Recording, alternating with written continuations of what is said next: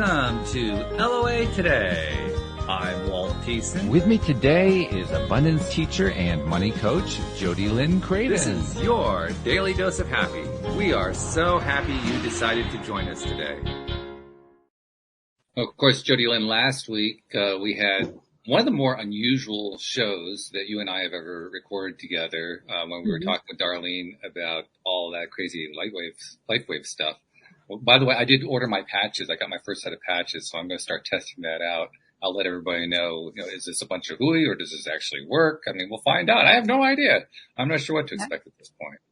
I just signed up like 10 minutes ago. Did you really? Okay. Yeah. Well, this is kind of unusual. I mean, it's not all that often when somebody comes onto the show as a guest, tells us about stuff, and I want to go try it, or I want to go buy the book, or I want to take the course. That happens like, maybe 1 out of 20 times, something like that. But last week got my attention, so I don't know. We'll see. I'm not sure what to expect out of it. Hey, if something good happens, that's the best part, right? That's right.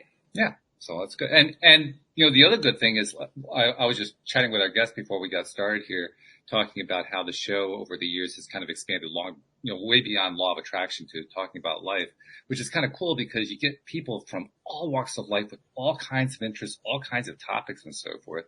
And today's really no exception because our guest today is an expert at the world of modern dating, but specifically from the masculine perspective. And that's not one you actually see a lot of or hear a lot of. So I figured this is going to be kind of fun. Full disclosure to those people who don't know, which is about maybe 1% of the audience, I have been divorced for the last year. So I'm kind of, I'm back into the market. I'm trying to learn all this stuff from what I used to know 25 years ago. So this is all good timing as well from that perspective. So Christopher Hill, first of all, welcome to the program. Thank you for joining us. How are you doing today? I'm awesome. I'm excited to hear about these patches, though. You got my interest in what's going on with these patches. Because anything you can slap on and be better, I'm all in on. So if it's some sort of nutritional patch or whatever you got, I want one. Actually, they're not transdermal. You put a patch on, but they don't actually transfer anything through your skin. What they supposedly do is they reflect your body's own heat and light back into itself. And in the process, in theory, and this is the part that kind of raised our eyebrows, it supposedly activates dormant stem cells in your body so that you heal better, you grow better, you do all these things better like your body is supposed to do. And that sounded pretty cool. So I like it. In theory, you could wrap yourself up in aluminum foil and probably get a similar effect. Or maybe. When I started learning a little bit more about it, I realized that there's like actual crystals inside of the patch. And that's what's doing the reflecting. I thought it was just like a mirror. So I was thinking the exact same thing. Hey, let's get some tinfoil here and just wrap her up. But yeah, they use crystalline technology inside of the patches, which is so cool. And then the frequency that it emits back into you from your own light, bouncing off the crystals and back in, is what causes it to create copper peptides. And then it regenerates you can't, unless you're in Canada. So I'm in Canada. So whatever the equivalent is for the United States, I can't remember what she called them. But yeah, it's fascinating and helps with so many things. So we're testing it. We're going to do it. You had me until crystals, honestly. I was kind of sold. And then when you said it was, crystals were involved, I said, that's where I draw the line on whether I'm interested in something. I draw the line at crystals. Yeah. I'll buy something off of, Angie's List or whatever, or Craigslist. But when crystals are involved, I'm a bit skeptical. So I'm going to have to pass now. But you should just check back in like 3 weeks on our show and ask us how it's doing, and then you can make a better decision. No, I will.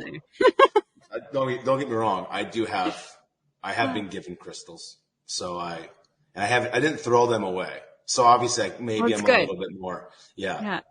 I guess I do have a bit of a bias there. So no, I'm with you there. Hey, you're not the only one with a bias. To be perfectly honest, Christopher. I mean, because I actually started digging into more deeply, because with our guest last week, Darlene was, totally sold on. She was very enthusiastic, all these wonderful things that happened and so forth.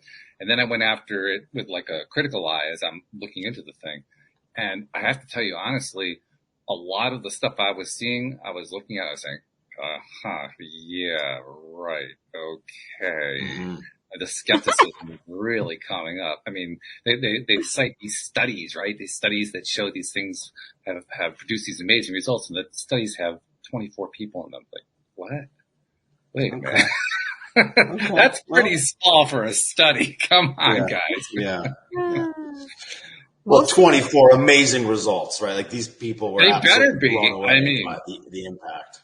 But all they say is that the results were statistically significant. They didn't even tell you what they were.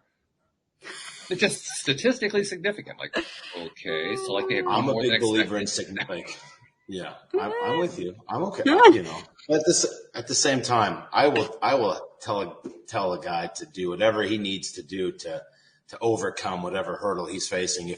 If he thinks it's going to help, then it's going to help. And I'm no different, because my wife, who's in the medical field, will say, "Hey, take this vitamin," and immediately I am turmeric. You kidding me? No more inflammation. Hey, what happened? Anything that she says, I am a big believer. I'm drinking my green shake with my ginger in it and all these things because she says it works, and I, for whatever reason, now feel 100 times better. So yeah, there's probably some of that to it too.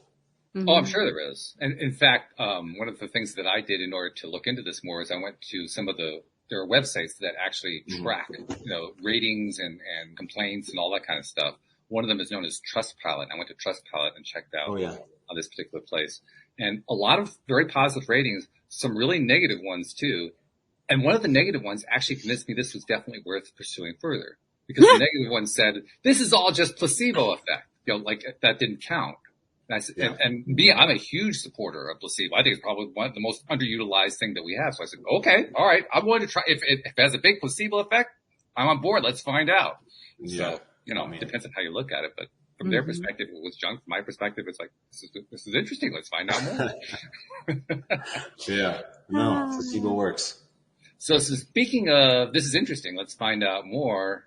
You got to tell us about how you got involved in this whole thing about masculinity and modern dating and the gentleman approach. I mean, first of all, when I read that the being gentlemanly as a way of being attractive to women, I have, since becoming divorced, I've become aware and informed about what the current dating information market is all about. That is not in it. I can tell you that for a fact. It's anything but that. So I got to ask you, how did that come about? I have always been a big component of just like having common sense when it comes to interacting with anybody, for that matter, whether it's male or female, whether it's a sexual attraction or not. And, I grew up in a household where my dad and mom had a very traditional relationship. My dad carried this masculine role, in a sense, where he treated my mom with a ton of respect, opened the car doors and things like that. And, I fast forward till, 5-6 years ago, you're right. A lot of this, modern dating rhetoric started to come out about like how the bad boy's the guy, like that's how you get girls. And, I've been fortunate enough to be pretty good with girls. I've had some bumps along the way, and if you want to dive into those, we definitely can.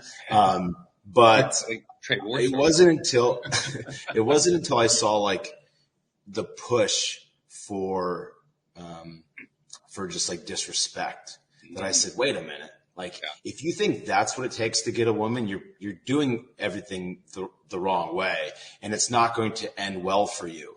And then I started to interact with more and more men in regards to this approach, and they were so bitter and resentful of everything that they basically threw out the idea of what a gentleman meant.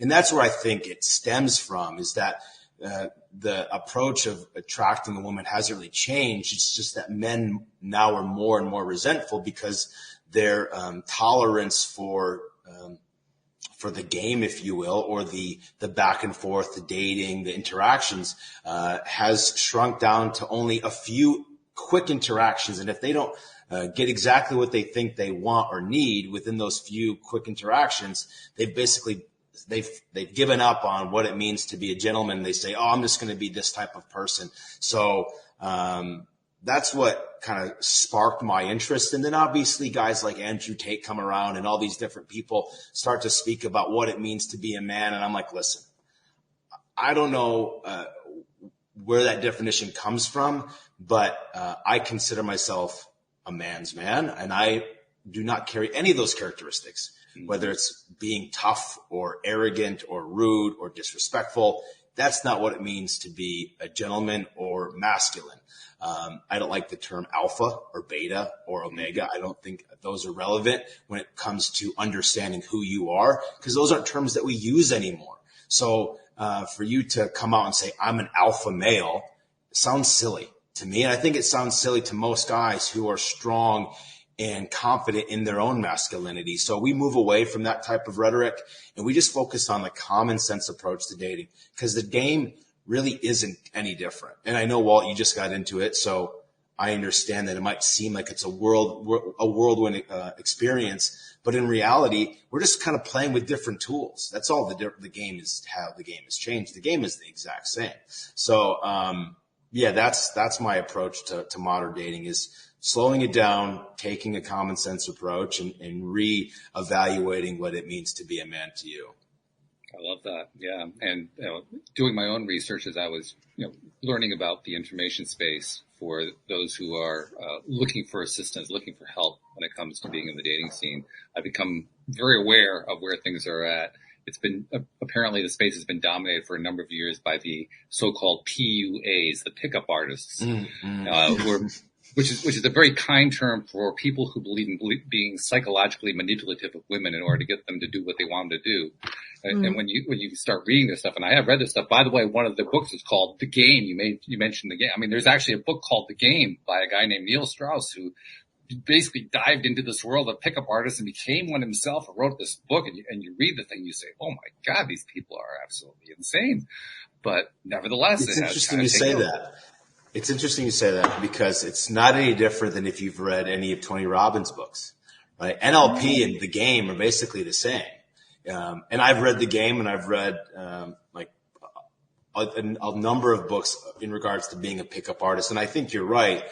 If you miss the point, which is when you're interacting with a woman, there is a psychological approach that you need to have, just like as a woman naturally interacts with a man. So I don't disagree with you, but I don't promote pickup artist type of routines and the nagging and all these things that they do. But I do think it's relevant and to at least acknowledge that being a certain way, whether it's with a woman in a first date or whether it's an employer on an interview, you kind of have to know what stage of the relationship you're in. And I think the Pickup Artist or The Game, the book specifically, does a good job. And I don't think they do us any favors by the way they explain it, but I think it's relevant. I think it can be helpful to at least understand that exists. Does that make sense? It does. I mean, I read the material. I read a lot of that material just because I wanted to find out what the current thinking was and to see what they did understand about female psychology and so forth. And I have picked up some stuff that I thought was useful, but I've also realized how manipulative a lot of it is. Oh, yeah. It's actually quite revolting. Literally, talk about treating women as objects. It's even worse than treating women as objects. It's treating women as trainable dogs. I mean, that's really what it amounts to. No, you're right. It does. The thing that I think is helpful, and again, I'm not an advocate. I'm not an advocate for the using that type of strategy to find a date. But again, I'm just playing devil's advocate here because I think it's valuable for people to understand that, especially when a lot of guys are falling into because you got to understand that when you're reading The Game and you're thinking of it from the perspective of a person who's able to take those strategies and use them for evil opposed to good, right? And that's kind of the storyline of the book. It's like these characters, Right. they have these names, and they're like going out there and conquering women, right? That's the overall tone of the book, which I don't agree with. I think it's ridiculous. I think, and that's probably where we agree. The part that I also think is valuable, and in a way that I approach it with my clients, is I have them separate themselves from the woman themselves in the situation. And again, when you say look at them like objects, obviously that gives a negative connotation, and that's not what we're doing, but we're trying to look at it objectively. Like, what is this? Who is this person objectively, opposed to you falling in love with all of these things that you don't really maybe understand or know. And then we kind of backpedal and try to figure out a solution on how you can maybe fall in love with this person, how that person can fall in love with you, or truly show your true self to that person. And those things I think are valuable. Which I would say is not all that different from what we would have talked about 25, 30 years ago before the internet and the modern PUA and so forth. It just would have been in different terminology.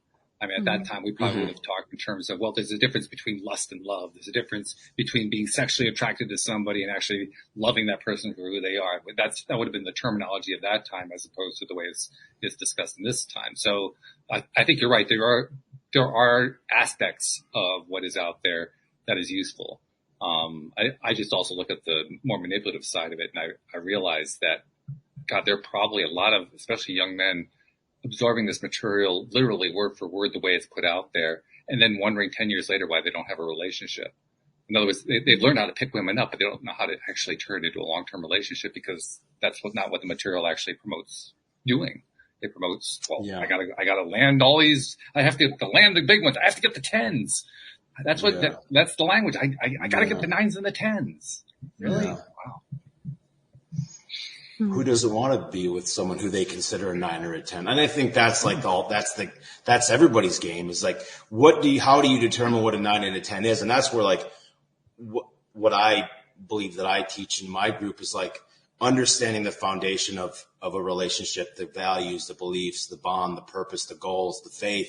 And then once you have an understanding of the foundation of your relationship, then you know truly what a 10 is, because they cross all of these thresholds in a very high way. And I interact with guys who will talk to me about a relationship they're having, and this person looks this way or acts this way or does these types of things, and they think they're a 10. But then we kind of slow things down and realize that, okay, this person's 25, you're 65. Okay, yeah, they love hanging out with you, and the sex is great and all these things. But what's her timeline for life? Like, what does she want to accomplish? What are her purpose? And that doesn't always mean that relationship doesn't work out. But if as long as you can have a mutual understanding of where they're at in their life and where you're at in your life, and if the values, beliefs, the core foundation line up, then there's a potential there. So we're all chasing 9s and 10s. Well, I think we all, like, that's okay. 9s and 10s don't always mean like how big their boobs are, or how whatever. Like, it can mean anything, right? Like, I agree with you. I think that probably the way I would express it is there is no such thing as an objective 9 or 10, which is the way it's usually presented. Yeah, in the book for sure. Well, I think, again, the audience too, right? Those guys, they only think of the visual representation of a 10. And I even get some, pushback from the guys that I work with, because I say, hey, I'm going to help you find a beautiful woman. They go, oh, whoa, what's beautiful? I go, listen, inside out, like, beauty is the eye of the beholder. So don't just, you're the one looking at it negatively. I'm just saying the word beautiful because it represents a lot to a lot of people. Mm-hmm. Yeah. And I agree with that. That's because really a woman is beautiful to a man because he likes who she is. He likes not just how she looks, but how she is, what their interaction is. That's what makes somebody a 9 or a 10. Like, a 9 or 10 means that's who I'm looking for. That's the person that I've been wanting to find all my life. Exactly. Yeah. That's really what that's all about. So, well, that's cool. And I like the fact that you're including, gentlemanly behavior. I think I mentioned that earlier, but I really like that because, I mean, it's going to be different from one person to the next as to how much they apply something like that. But I think it's more the attitude that's behind it. What's your attitude toward the women you're dating and the women that you're hoping to create a relationship with? Because that attitude is not only going to play a role in the initial attraction. It's going to play a role in how your relationship plays out, if it plays out at all. And if it does play out, you want it to play out well. Well, that's one of the key elements to it. It's not the only one, but it's certainly a key one. You know, I think in regards to the way that the men treat the women, they know what to do, right? A lot of them know what to do. Again, it's like an interview. They know they want to get the job and they know this is a perfect fit for them. But the way that they approach the interaction or start developing and progressing through that interaction is different. And the gentlemanly behaviors that we talk about don't always go like, we're not always just talking about how they interact with the woman. It's really how they interact with themselves to prepare for that interaction. So most men, they know how to act like a gentleman. Most, not all, but they do. And I don't need to teach them how to be a gentleman. It's really just a self-reflection. And that's why I'm a big component of like making some external changes in your life to start transforming how you're approaching the relationships internally. Because if I can help you change externally a little bit, then internally you'll start to realize that the way that you're interacting with this woman or the women around you might be wrong. And a lot of guys will say, oh, there's not a lot of 9s and 10s, right, around where I live.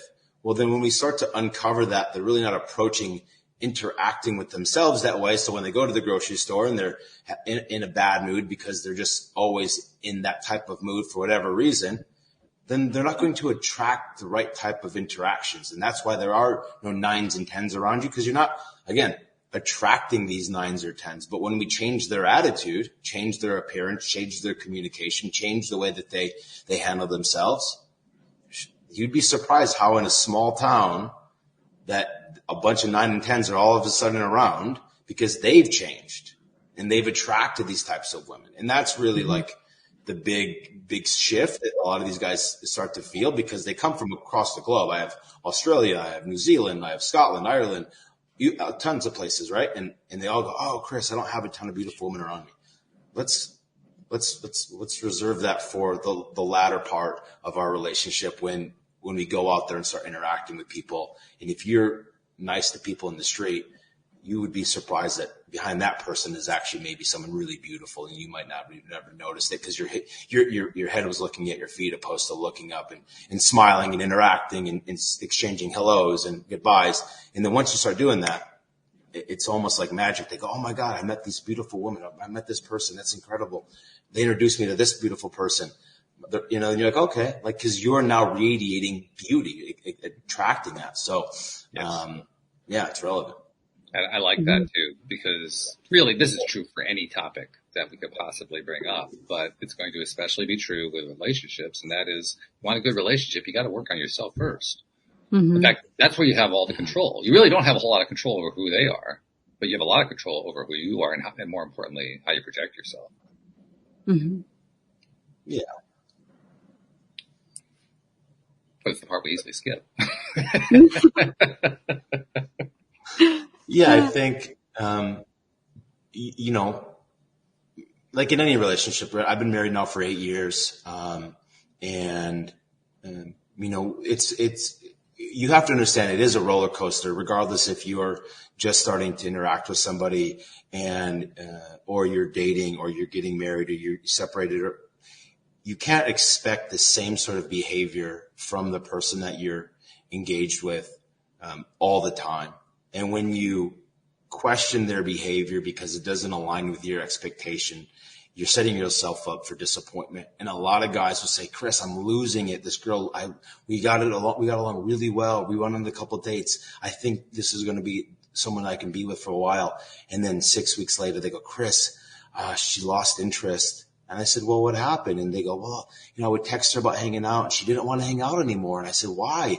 And you start to realize that these guys, they're not used to playing this back and forth, the relationship, the game, right? It is kind of seems like a game because you have to be present and logical in your interactions. And if you ask somebody to do something and they're not interested, the immediate reaction shouldn't be pressing them to do it. I have my 3 and 2-year-old.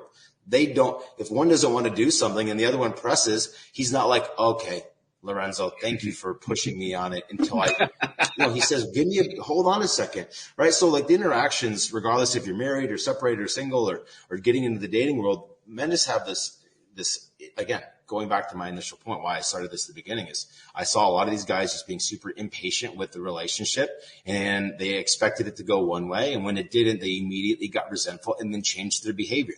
And the moment that they changed their behavior, they started losing at women. Not only did they have bad, terrible dates, and to be honest, well, I'm sure you can agree, dating right now is pretty easy. You have Facebook, you have all the Tinder, you have all these places, because I belong to them as like a part of my marketing, right?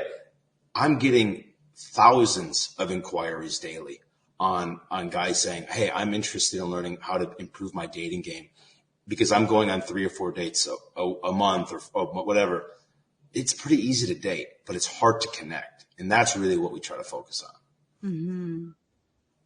It's an interesting observation. The reason I say it's interesting is I compare my experience now with the dating apps, which I have dabbled in. I have worked with them a bit, compared to the prehistoric age before the internet, which was the last time I was involved in the dating world. And they are different worlds. But I don't honestly think it's actually easier to meet women with the dating apps simply because I think it's largely because of where I am in my life right now. I'm in my mid 60s. Back then I was in my 30s. When you're in your 30s, there are a lot more women that you have a potential to interact with, that you have at least some chance of finding somebody pretty quickly to date or to get to know or whatever. I'm finding it's less true the older you are. Now, I could be like you were describing. You were describing earlier the guy who's in his mid-60s dating a woman in her mid-20s. I tend to stay away from that. So I find myself interacting more with the older women. But among the older women, first of all, the psychology is quite different. It's not the same as a younger woman. The older woman, she's lived a life. She's been through stuff. In many cases, she's been through hell. In other cases, she's learned a lot because of what her life has been in terms of who she is, what she wants, and so forth. So she has a much better idea of what she's looking for. And that's very positive in many ways, but it's also a little bit trickier because I think when we're younger, we're just willing to try things a little bit easier. We're willing to experiment a little bit more. But when we get older and we get a really good idea of what we want, we become much more we become filters. Oh no, I'm going to filter that. No, I don't want that. That's gone. No, I don't want that. I don't want that. I don't want that. And I think we all tend to do that. So I think we kind of eliminate our opportunities just because of what we've learned about ourselves over the years through life. Mm-hmm. I think that's really what the biggest obstacles are. For myself, I'm noticing that. I find myself often reminding myself, I need to just get the filters out of the way and take time just to get to know people. So stop filtering in advance. That I think probably is the biggest thing that gets in my own way. Yeah.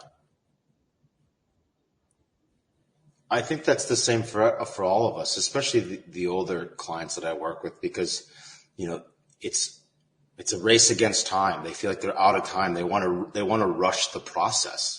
You can't rush the process. Well, you have to, right? You have to approach any relationship the same way. And unfortunately, when you are divorced later in life, your natural instinct is just to try to rush the criteria. I'm just going to bump up my expectations here so I have a smaller pool, but a more concise pool, because this is what I think I need and what I want. But in reality, you don't even know what you want. You think you have all of these particulars that you want to kind of check off, but you haven't really interacted with anybody else for a very long time. Exactly. So why be prejudiced to somebody else's to somebody else's personality or their religious beliefs? And again, that's why I think when we talk, it's always like, okay, let's understand your foundation. Like, what is really a non-negotiable? And this is where guys always ask me, like, setting up boundaries or like the law of it. Like, how do I get someone attracted to me? And typically if a woman meets a man who knows themselves really well, unequivocally, unapologetically themselves, right? They're pretty attracted to just the fact that they're themselves, and they like that this person's independent. Like they know that themselves. Again, but later in life, we're playing this race against the clock, so we're willing to like be malleable to the interactions that we're with, and you're trying to be everything to everybody, but then you're just an enemy to yourself. Like once you start developing these true boundaries, then you understand like, okay, these are my non-negotiables. I need a nice person. I need someone who's friendly, who likes to have a good who's conversational, who's clean, right? And then you start to realize that your dating pool widens pretty quickly when you realize that your foundation for what you need to be satisfied in a relationship is actually pretty basic, right? And I think that's a problem that a lot of older guys start to check off all the boxes before they even meet the person. And this is one of the reasons why I think the apps actually create an issue, because before there were apps, back last time I was in the dating pool, I wasn't going out of my way to find out, well, let's see, what's your religion? Yeah. How many relationships have you been in? What are your interests? Oh, you're not interested in this. You're interested in that, and so forth. I mean, that's not the way I would initially find out whether or not that was somebody I wanted to talk to, but it is now. And I think it actually gets in the way, because now we're saying, well, I don't know. I'm not sure I really want to talk to somebody who's a conservative or a liberal or a this or a that. And that was never the consideration earlier on. Now it could become a consideration after you get to know somebody. That's fine. That's part of the dating process. But how many times are we actually eliminating somebody simply because, well, they didn't check the right box on the dating app? Mm-hmm. Yeah. All the time. But everyone says like, I haven't dated in a long time, right? I hear that all the time. But dating is nothing more than making friends, Walt. Yes. So if you've been able to make friends in the last 25 years, it's basically the same process.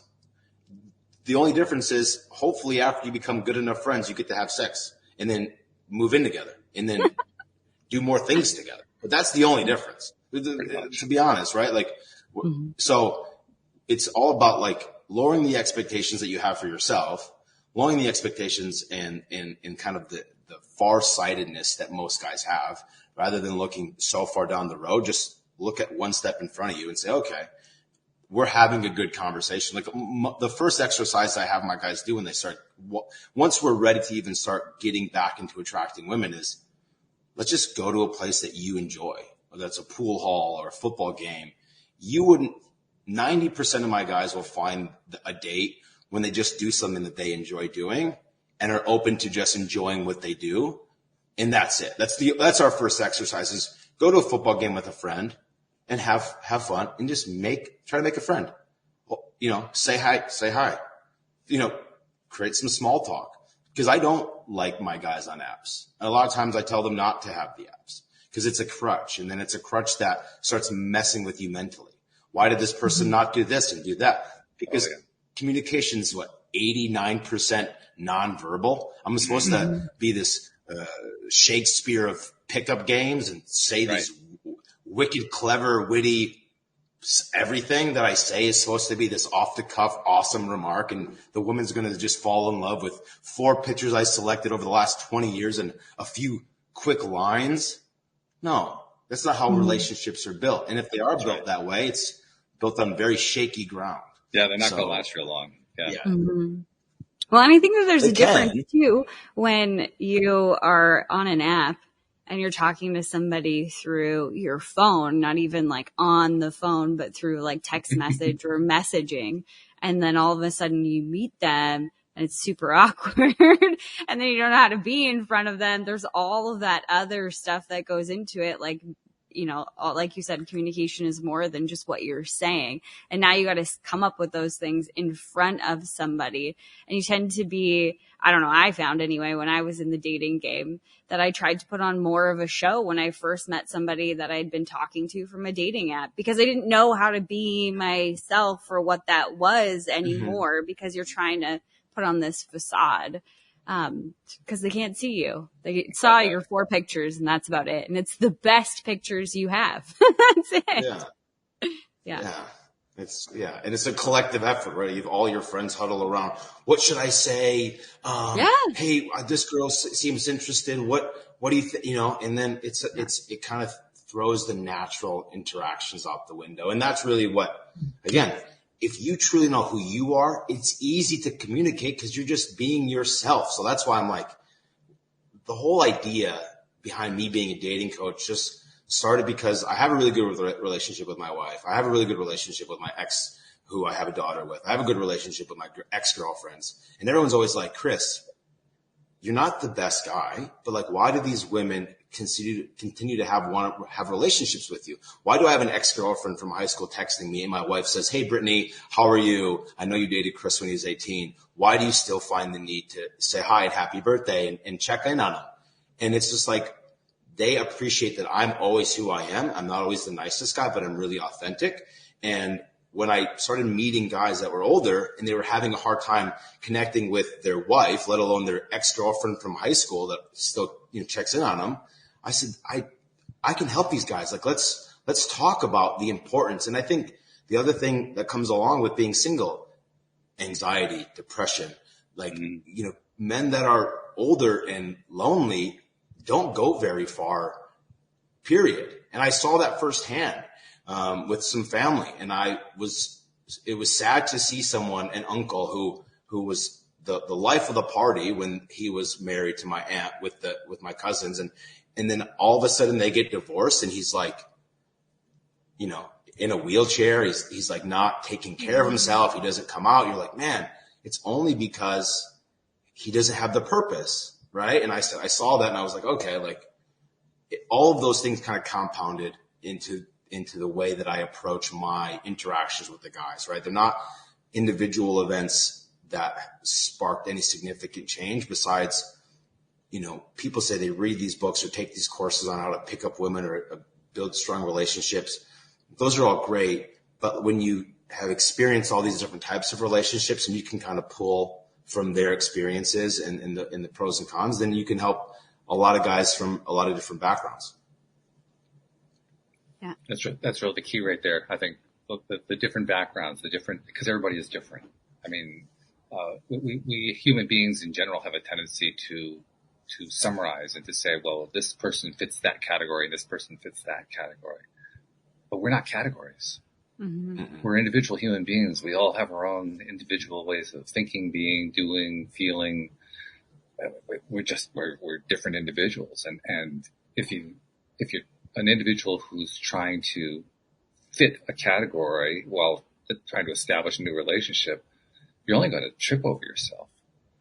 But like you say, that's not, and I experienced this with myself. I mean, I've only been out of my marriage for the last year, and partly for the reasons you were talking about, because I did feel like, yes, okay, I'm more advanced in life. I felt like there was an urgency to try to find somebody. And part of it, to be honest, was I liked being married. I loved the relationship. We had a really good relationship for the first 20 years. It fell apart in the last few years, but the first 20 years were really good. I wanted that back, and I want it back now, and I don't want to have to wait. Of course, it doesn't work that way, but that was the feeling of urgency. And I think part of that was, first of all, recognizing that I still needed to go through the grieving process of having lost the relationship, of having lost the marriage. And it was also just going through the process of reacclimating myself to, hey, it's okay. It's okay where I am right now. And yeah, if I really want to find somebody, I'll find somebody. I don't have to get manic about it. I don't have to get all worked up about it. Just like you were saying, you develop the relationships, develop the friendships, and let them play out the way they're going to play out instead of trying to make it happen. I think that's one of the reasons a lot of guys today are looking to not just the apps, but to the programs, to the classes and, the PUAs and all the so-called experts out there, because they want to make it happen. Mm-hmm. You can't make it happen. That's not the way it works. You can't make a relationship happen. Good luck, but. Yeah, no, that's probably the biggest objection I get from my clients or the guys that we speak to, because I take them through an application process, and a lot of guys that once they've answered the questions I propose to them before we get, start working together, they want that. They want that quick fix. I do believe that you can attract a woman quickly and you can build a strong connection with someone quickly. But you really have to have separated. This is like an acronym that I use, like separate, heal, open and optimistic about new opportunities, and then ultimately trust your process. So that's like kind of like the course kind of method that we go through. And if a man's really ready, then yeah, they can really find a woman quickly after they've separated, given themselves a chance to heal, then started being open and optimistic about just new opportunities to begin with, and then trusting that this new opportunity that they find themselves in is truly what is good for them. And I think that's the last piece, that trust piece, is something where, they're all important, because healing and separating from the previous traumas is important, especially after the divorce or infidelity. But once they get to the end and they go, okay, do I really trust myself again? And one of the exercises that we do is we have them call an old friend, right? We have them call someone that they've known for 40 years, 50 years, however long, and just connect with that person and kind of reminisce of the confidence and how full of life they were and their dreams and their aspirations then. It gets a really good reminder that, okay, you are who you are. You do know what's best, because there's so much self-doubt that comes into your head after a separation, after a divorce, after some time to be by yourself, that last piece, calling someone that can kind of remind you, okay, yeah, you're good, man. Like, you've always been good, Walt. Like, nothing's happened besides this relationship didn't work out. That's one thing. You've always been awesome. We've always loved you for these reasons. And I think that last part of like, okay, I do trust myself. I do trust my intuition, really, is what we talk about at the end. And once they do trust their intuition and they're not second guessing when they go to a football game and they see a beautiful woman who's looks like roughly maybe their age, or buying a drink, you'd be surprised how many women out there are in your age range, Walt, that are feeling the same way that you do. You know what I mean? And as soon as you trust yourself enough to go back out there and engage with them with no expectations and no letdown, it can happen. It can happen quickly. So once they do find a girl, it doesn't take a long time, because they're ready. Actually, I wouldn't be surprised. I've gotten to the point now in my own orbit where I have been meeting a number of women and having conversations with them, and actually they're becoming friends. Not necessarily becoming a relationship, but becoming friends, and hearing their stories, hearing their side of what it's like of the dating pool, of the dating experience today. They're going through the exact kind of thing. They're experiencing it perhaps differently from, say, a feminine viewpoint versus a masculine viewpoint, but basically it's the same stuff. You're dealing with the same kind of fears and anxieties and frustrations and everything else. But once again, kind of reinforcing we're our own worst enemies. We do it for ourselves. Yeah, we're really good at that. It's good to have a skill, but maybe not that one. It's a defense, right? You kind of like defense mechanism, right? You're just, I don't want to make a fool of myself. I don't want this. I don't want that. And then ultimately, you're left kind of saying, I don't even know what I want anymore. Right? Yeah. Which is actually, there's actually some growth in that. Because when you get to that point, that to me is where you're starting to leave behind the expectation of, it has to happen fast. I need it right now. It's got to happen in this way. Because when it doesn't work out that way, when it doesn't play out the way you were hoping, expecting that it was going to play out, that's when you get to the point where you say, I don't know what I want. And so that's why I say that's growth. That's actually improvement. You haven't gotten to the point yet where you really need to be in order to find the right person, but you're a lot closer than you were a month ago. Yeah, that's true. Yeah. Well, you've obviously recognized that, when you go through a separation, as I have, there's a lot from the moment you find out to the moment that the signature's on the dotted line. Yeah. There's a lot that you're beating yourself up every single day. Oh yeah. And it doesn't stop that day. Right. And it's not like it started the day that you have come to that conclusion that there's the only solution is a separation. like you said, 5 years. Think about it. Like for 5 years or however long years, but they typically say 6 years, right? For 6 years, if you're in a marriage, a lot of times you're going to contemplate some sort of, there's a crack in the armor. And then through those years, if it's not reconciled, it's going to, you're for 6 years or 3 years or however long,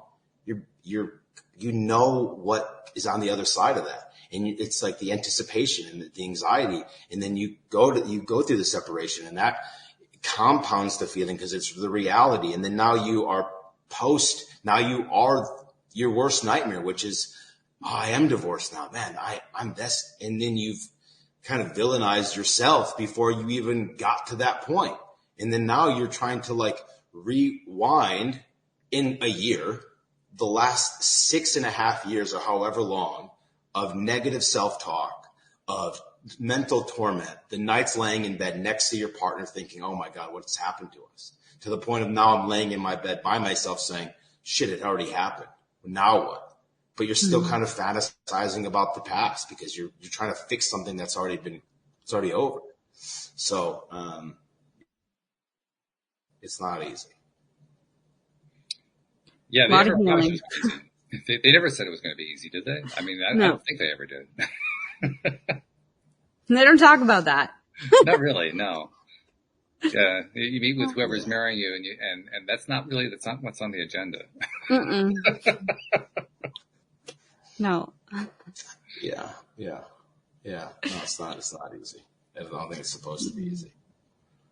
One of the things that's always surprised me about relationships, particularly primary relationships, is how the relate part so often gets kind of dropped by the wayside. And I think it's really relevant to today's topic because it really starts right at the beginning of when you meet somebody. But it also has to continue after you've met them. It's both. Mm-hmm. And literally with my marriage, that's what happened. The last 3 years, we stopped relating. I mean, I was still trying to relate. She kind of pretty much shut down entirely. So the relating stopped. The first 20 years, we were relating like crazy. We were sharing everything. We were talking about all kinds of stuff. And then it just kind of stopped. And there was a tipping point. I think I know what that tipping point was, but nevertheless, it just kind of stopped. And we skip over that. I know I skipped over it because honestly, Chris, when the relationship ended, I was surprised. I was blindsided by it. I didn't expect it was going to be over. And part of the reason I expected it was not going to play out the way it did is because my ex is a former psychotherapist. And she knows how important the communication side was. So I figured, oh, well, she'll tell me when she's ready. I've been trying to get her to, but she's not willing to. So she'll tell me when she's ready. No. That's not what happened. She never did. The relationship, it just ended. Bang. So once again, the assumptions about the relating rather than the actual relating got in the way. Mm-hmm. Yeah. It's, I always kind of chuckle when, because 90% of the guys I talk to will say the exact same thing. I was blindsided. It was fine until it wasn't. And then, you kind of have to take a step back and realize that it wasn't fine. Obviously she was thinking about this way before you, because if she is a psychotherapist, she's a psychotherapist, right? So she has ran through her head for years on where did Walt not be the guy that I married? Because this is, right? So, and what I was just talking to my group about the book Extreme Ownership by Jocko Willink. I don't know if you're familiar with the book. I don't know. But are you, Jodi Lynn? Have you heard of? Do you know who Jocko is? No. It's a really interesting book. If your listeners should check it out, I think it's worth a read, especially when it comes to like owning the reaction to anti-action. So, and I was taught this at a very early age. My girlfriend cheated on me, and my mom asked me why I was crying, and I said, because this girl cheated on me, and she said, it's your fault. What do you mean? You were always doing your own thing. You never checked in on her. And she just said, it's your fault. I go, Mom, like, what do you mean? I always gave her whatever she wanted. She's like, no, but you obviously didn't. Obviously you didn't, because she left you and she cheated on you. She found somebody else that could do what you thought you were doing. Maybe if you checked in on her, maybe you could. I was 18, right? And from that point forward, I was like, oh man, I gotta check myself. I gotta understand where I am in this relationship. Is my wife happy today? 8 years in, 2 kids, 2 businesses, 2 houses. Yeah, right now, but is she gonna be happy tomorrow? I don't know.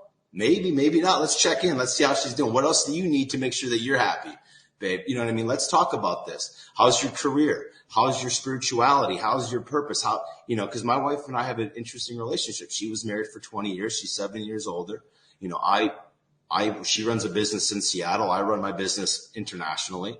We have 2 kids that are in school here. We have 2 kids, one in Canada, one in Atlanta that we frequently see. There's a lot of opportunities for things to go awry. You know what I mean? But we're always kind of checking in. Does that mean that the relationship is on 10 the whole time and we're always madly in love and things are great? No, of course not. But we're aware of that speed. Okay. My wife she got back from a trip for work. And I know that it's easy to make a decision on one interaction. But when we're in a relationship, we have thousands, hundreds of thousands of interactions. I'm not going to put too much emphasis on this. I'm not going to let that interaction define me, but I'm going to acknowledge it does need some more space or maybe needs some more support. And that's just how we should acknowledge every part of the relationship, whether you're single or married or dating, is at least acknowledge, okay, let's take a pulse. Doesn't mean you have to do anything, but at least, hey, where are we in things? So, yeah, man, I'm sorry that you had to go through that. I've been through it too, but my relationship with my ex was only 8 years, and then we separated. We were never technically married, but it was, had a house together, a daughter. So I get it, and it sucks, but I owned it immediately. Okay, this was my fault. We're not together because of me. And then I had to understand what did I do again as a reminder, and that's when I met my wife, I go, okay, let's talk about everything, all of the skeletons in our closets. Let's make sure that we all know where we each other stand. And then from that point forward, it was okay. I think the point I was trying to make is because I totally agree with what you've been saying there. I think what was a little bit different about my marriage was that for the first 20 years, that's the way the relationship did work, the way you were just describing, and then it didn't. It got to the point where I was trying to get her to talk about stuff, trying to get her to talk about the relationship, about just about anything. I couldn't get her to talk about stuff anymore, which probably was the sign that things were falling awry, but I couldn't get her to talk about stuff. I mean, she'd be up in the middle of the night and I'd say, are you okay? What's going on? Oh, no, I'm fine. Just got a headache. I got that. There was always an excuse about why it was we shouldn't talk about something. And when that went on for about 3 years, that was probably my indication that there's something seriously going on here that we need to really address. And I didn't do that. So I guess in that sense, I need to own it. But I think probably the biggest thing that I took away from it is it's not just one person. Mm-hmm. Both, I mean, it takes two to tango is what the old cliche is. And I think it's true in a relationship. You both have to be involved. You both have to be committed to making the relationship work by relating. You both have to be checking in. You both have to be doing that. Because if you're not both doing that, even if one person's doing it, it's not going to work.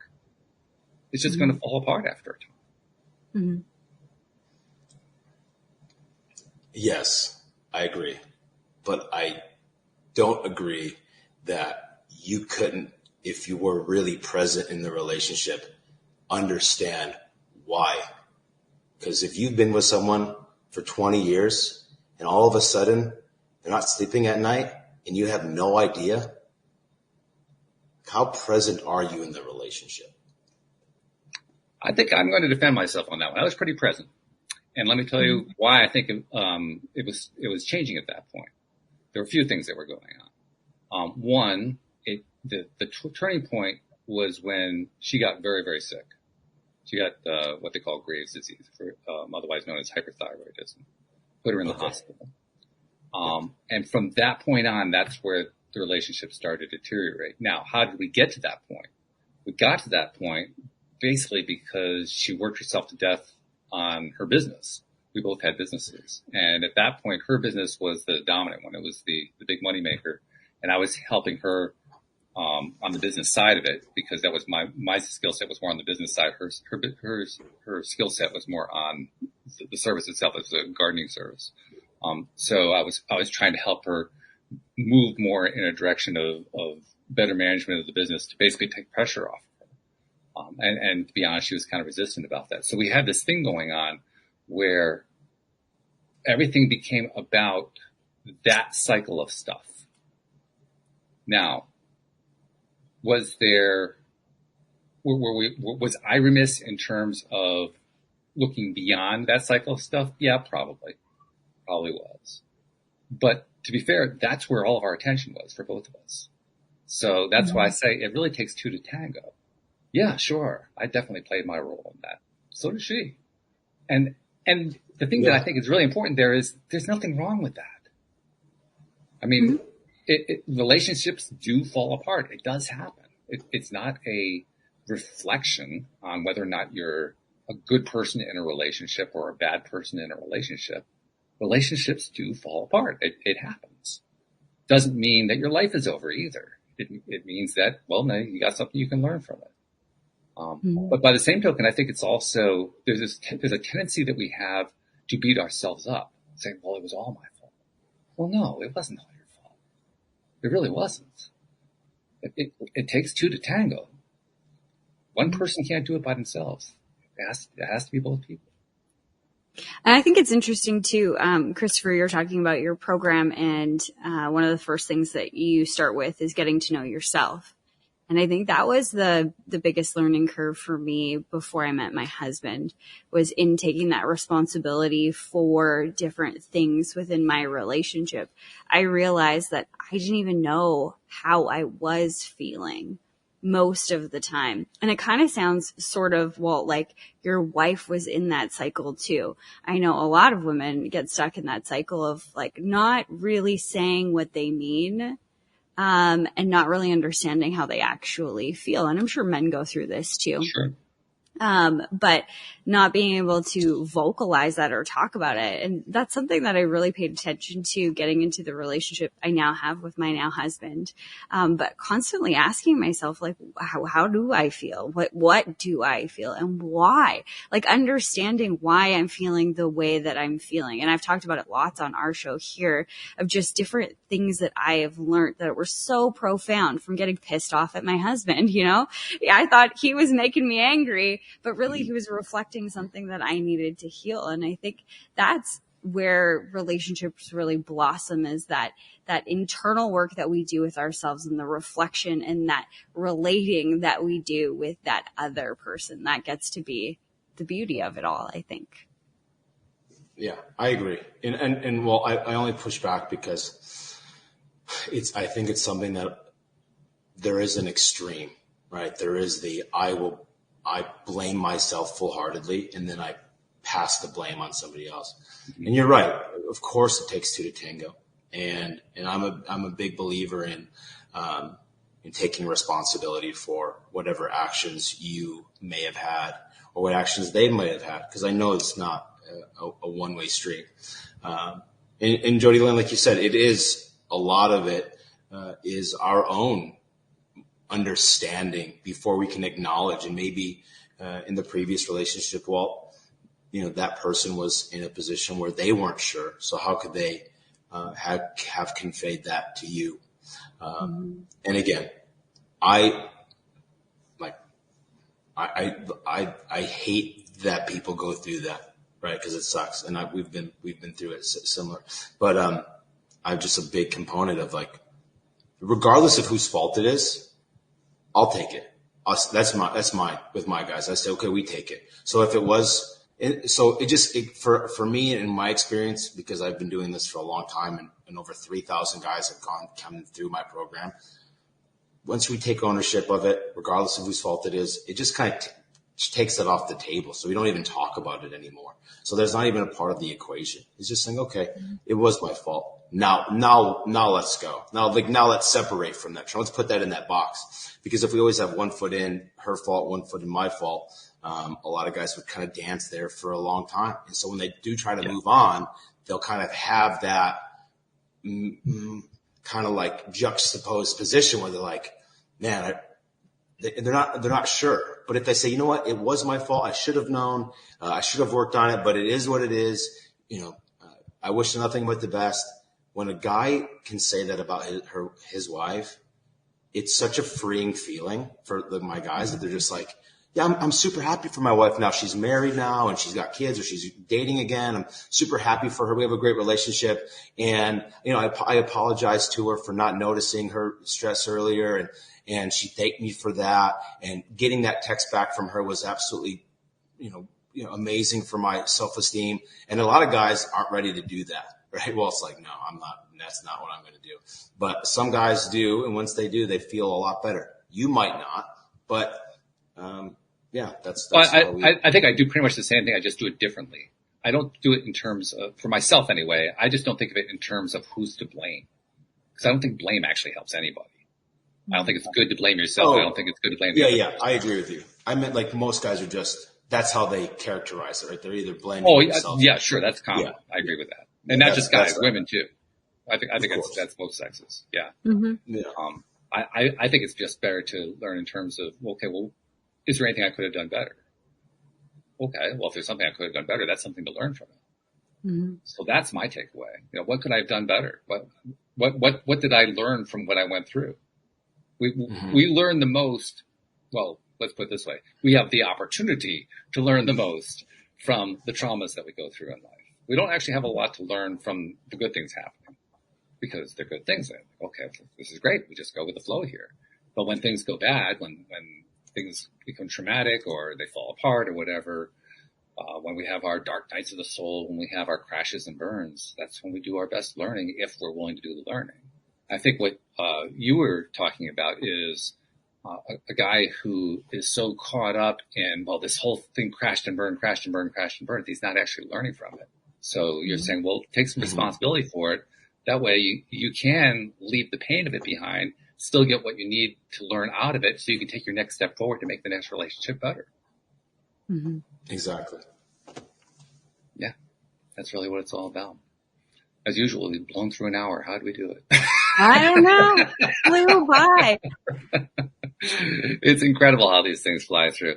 Christopher, we got to get two things from you before we part company for the day. First of all, for a guy who wants to work with you to get help with you, maybe he's maybe he's early on in life and he's trying to find his first relationship, or like me, he's been through a divorce and he's looking to get some help along those lines. How does somebody find you? How do they reach out?